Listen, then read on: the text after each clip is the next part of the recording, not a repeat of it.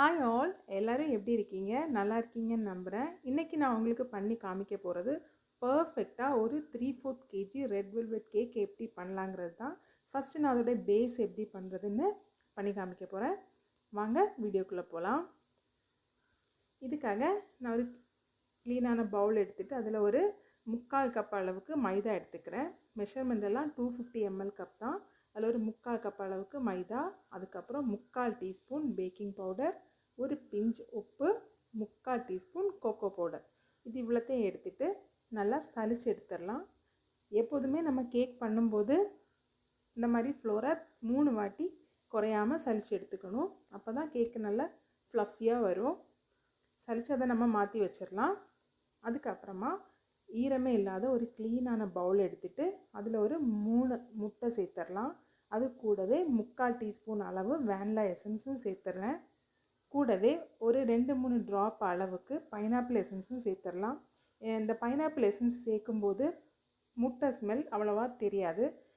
நிறைய பேர்த்துக்கு கேக்கு பண்ணும்போது முட்டை ஸ்மெல் அதிகமாக வருதுன்னு ஃபீல் பண்ணுவாங்க.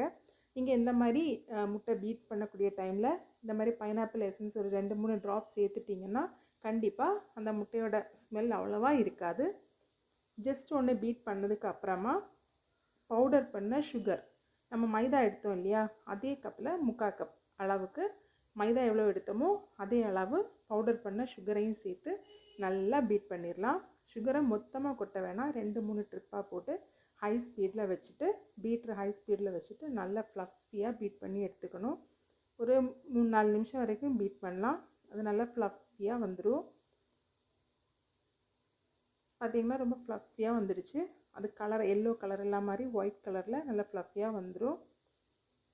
அப்போது பீட்டரை 1ல் வச்சுட்டு ஸ்பீடை லோ பண்ணி 1ல் வச்சுட்டு 3 டேபிள் ஸ்பூன் அளவுக்கு சன்ஃப்ளவர் ஆயிலும் சேர்த்து கொடுத்துடலாம். சேர்த்து ஜஸ்ட் ஒரு ரவுண்டு ஒன்று மிக்ஸ் பண்ணி பீட்ரு ஆஃப் பண்ணிவிட்டு பீட்ரு மாற்றிட வேண்டியதுதான். இனி நமக்கு பீட்ரு தேவையில்லை.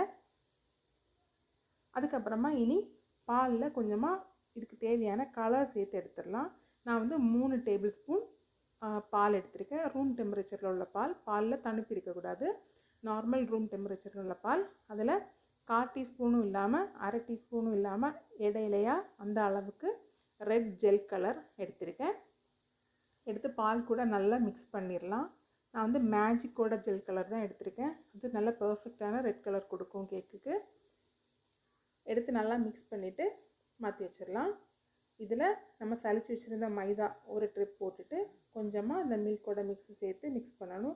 ரொம்ப ஸ்லோவாக மிக்ஸ் பண்ணணும், ஃபாஸ்ட்டாக மிக்ஸ் பண்ணக்கூடாது, ரொம்ப ஸ்லோவாக மிக்ஸ் பண்ணணும்.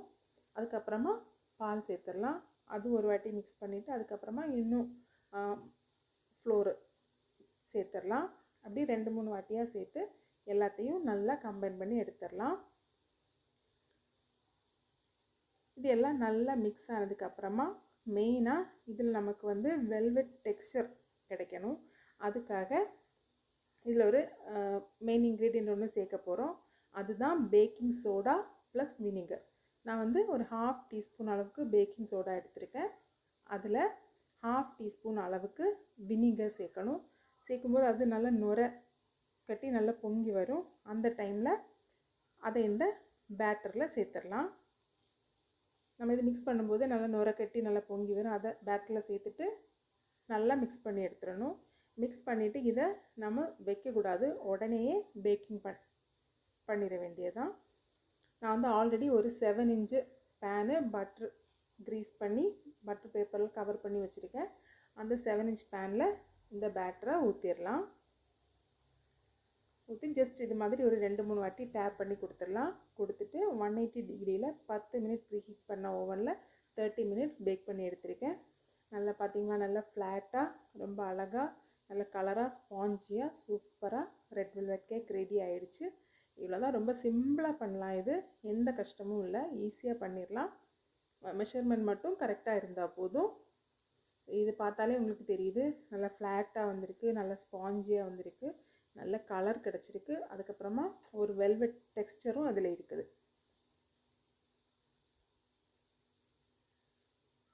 ரொம்ப சூப்பராக வந்துருச்சு. இவ்வளோதாங்க.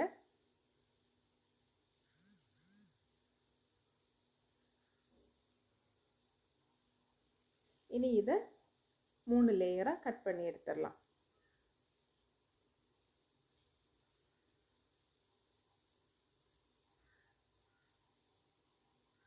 இந்த வீடியோவில் ஸ்பாஞ்ச் எப்படி பண்ணுறதுன்னு மட்டும்தான் நான் காமிச்சிருக்கேன். நெக்ஸ்ட் வர வீடியோவில் இது எப்படி ஃப்ரோஸ்டிங் பண்ணுறது பண்ணி கரெக்டாக எவ்வளோ இது 3/4 kg அளவுக்கு இதை நம்ம ரெடி பண்ணி எடுக்கலாங்கிற வீடியோவை அடுத்த வீடியோவை நான் போஸ்ட் பண்ணுறேன். இந்த வீடியோ பிடிச்சிருந்தா மறக்காமல் சப்ஸ்கிரைப் பண்ணுங்கள், லைக் பண்ணுங்கள், அப்புறம் உங்களுக்கு தெரிஞ்சவங்களுக்கு ஷேர் பண்ணி கொடுங்க. ஃபீட்பேக்ஸ் எதாவது இருந்ததுன்னா கமெண்டில் சொல்லுங்கள். அடுத்து ஒரு சூப்பரான வீடியோவில் உங்களை மீட் பண்ணுறேன். தேங்க்யூ ஃபார் வாட்சிங்.